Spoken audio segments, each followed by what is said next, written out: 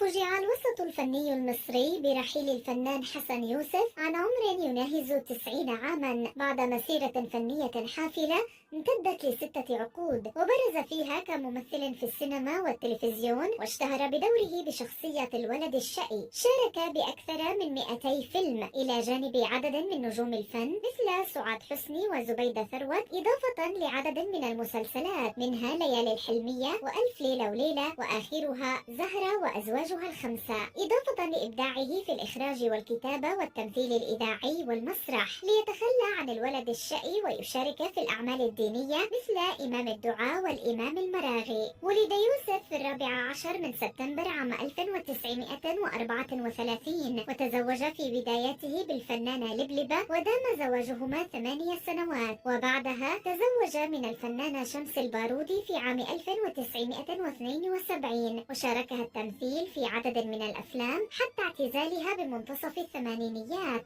وكان قد اعتزل الفن مؤخرا بعد وفاة نجله عبد الله في يوليو من العام الماضي، حيث عبر عن حزنه الشديد وقراره بالتفرغ للعبادة.